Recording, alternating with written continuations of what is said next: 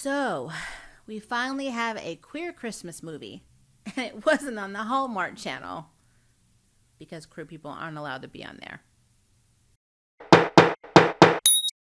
Hi guys, my name is Maria Park, and this is Approach to Nerd. And in this episode, we are reviewing the Hulu original movie by Clea Duvall called Happiest Season, starring Mackenzie Davis and Kristen Stewart. I love this movie. I have some questions about this movie, which we will talk about in a second. But overall, I like this rom-com. And I'm so happy that we finally have a queer holiday movie. Because honestly, guys, I've watched a few Hallmark Christmas movies over the years. They're not bad. They have that warm, cuddly feeling. But I've always noticed that it was not diverse. These movies were lacking in representation across the board. Like, barely minorities, definitely not anyone from the LGBTQ community. If you are in it, you're usually that little friend that has like 5 lines that tells you, oh, go get your man or go get your woman, and then they're gone. I've even seen shows like The Good Witch, which is this close-knit community, this idealistic town that has very little minorities and no queer people of any variety, because Hallmark is anti-LGBTQ. They are anti-progressive. So it's nice that Hulu has come out with a movie that actually represents more than just your standard cookie cutter families. And I love it. So let's talk about what this movie is about. So we have a couple, Abby, played by Kristen Stewart, and Harper, played by Mackenzie Davis. And they are a couple that's living together. We really don't know how long they've been living together because they don't really go into detail, but it's long enough for Abby to want to ask Harper to marry her. And she even confides in her best friend, I'm assuming he's the best friend, named John, played by my guy, Dan Levy from Schitt's Creek. And the character he plays in Schitt's Creek, David, is a lot like John. Maybe a little bit more extreme version of David, but definitely a lot of David in John. He's hysterical. He was even tracking a guy that was in his apartment. He tracks everybody on his phone. He's that person. But basically, Abby tells him that she's going to ask for Harper's hand in marriage. And Harper, during, I guess, an idealistic perfect moment when they were hanging out on the craziest neighborhood Christmas tour ever. The tour guide was crazy. What she was saying was nuts. But I guess Harper was so sad that Abby didn't have the love of Christmas that she had because her family does this big Christmas thing every year. She invites Abby to go home with her.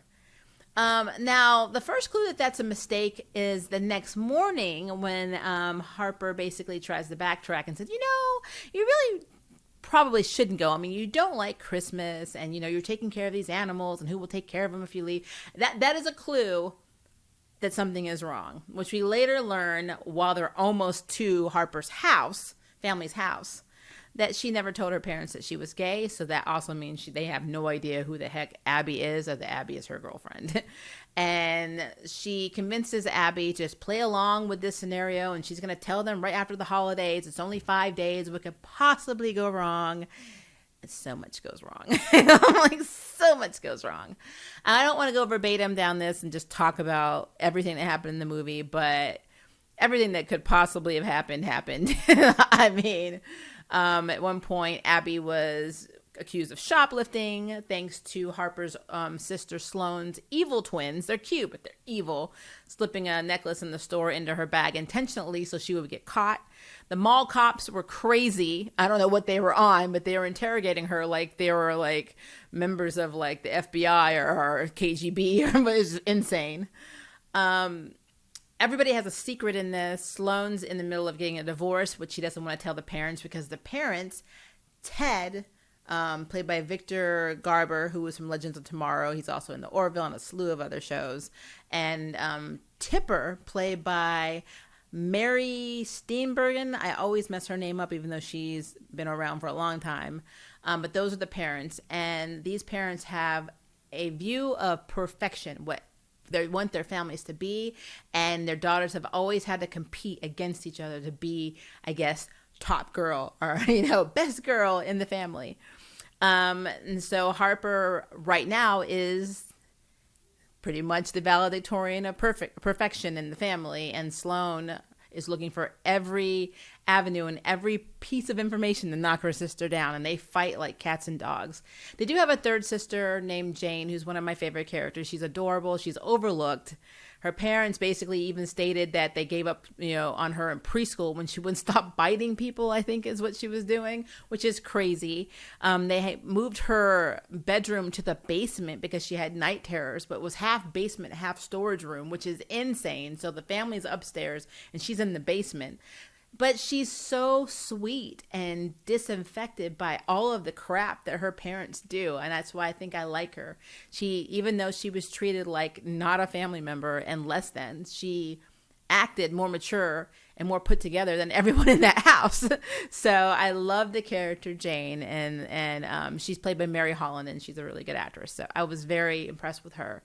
My second favorite character is Riley. Riley is Harper's ex-girlfriend from high school, who got outed by Harper and some of Harper's friends because Harper and her were exchanging love letters, and one of the letters got discovered. And instead of Harper also claiming that, I'm her girlfriend, she outed her, saying, oh my God, she's a lesbian. It makes me uncomfortable. And just a very shit move, which made me actually not like Harper when Riley told the story.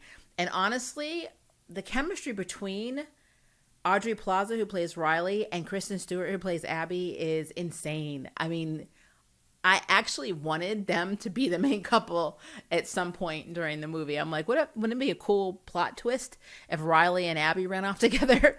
But we have to redeem Harper. And again, I love Mackenzie Davis. I loved her in Black Mirror. I really loved her in Terminator Dark Fate. She was hot. She's gorgeous. But I was not Harper subscribed when I was watching this for the longest time. And it's because she's the character that, even though it's very realistic, she didn't learn anything from how she treated Riley, because she was basically doing the same thing to Abby, and she doesn't see it. She was also spending time with an ex-boyfriend because that's what her parents were trying to hook them up or set them up. So she just kind of did everything her parents wanted to be perfect, even though it went against her nature because she's a lesbian. And it hurt Abby. And she continuously hurt Abby, who family was treating her like crap, and she was only there for her.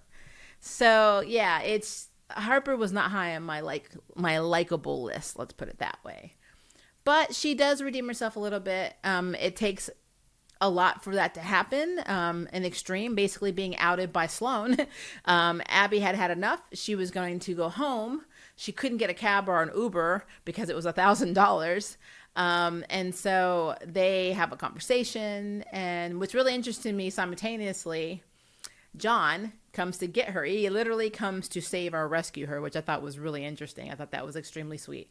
But Abby and Harper talk. Harper manages to convince Abby to stay, but then Sloane comes and sees them almost kiss each other, and so she goes and outs her to the parents.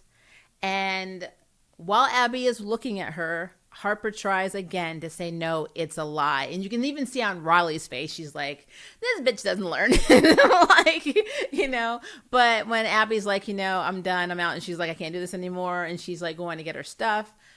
Harper then realizes, wait a minute, I'm about to lose this woman and I love her. And so she does come out. And Abby's like, it's too late.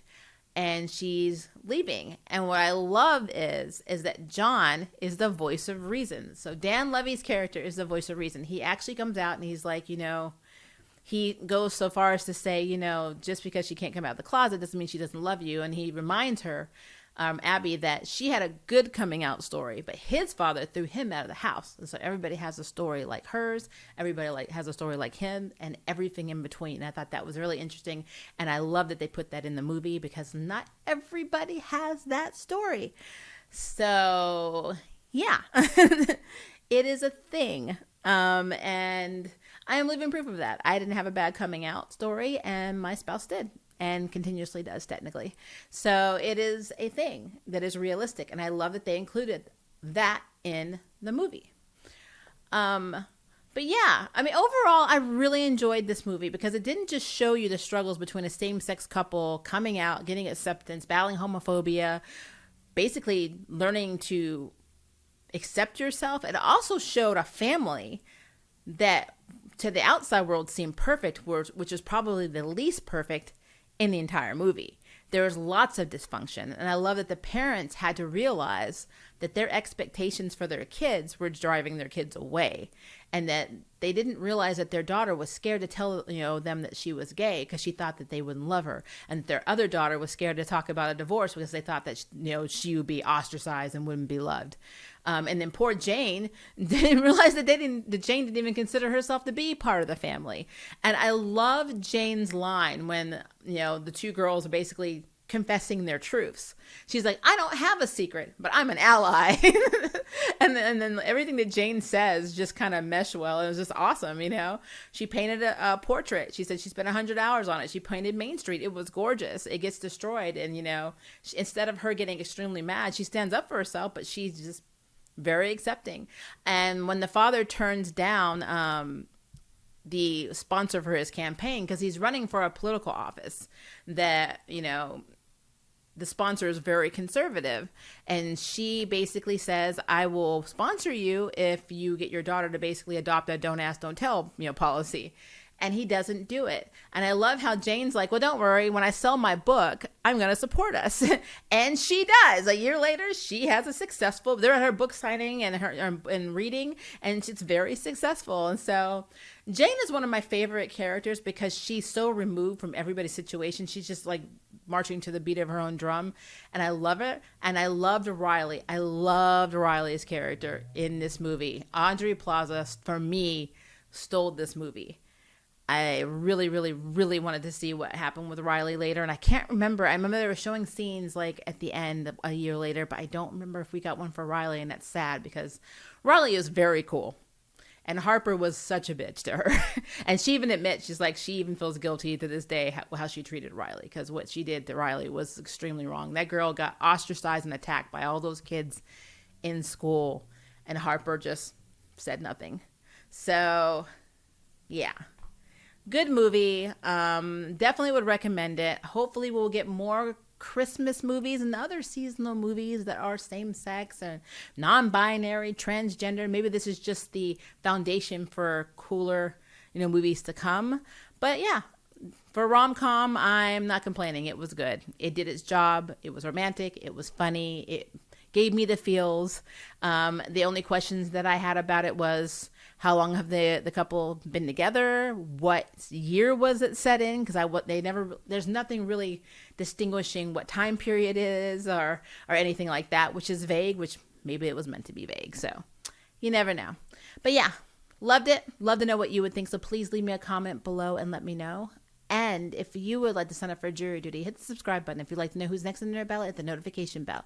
Until next time, I can't wait for you to approach the nerd. Bye, guys.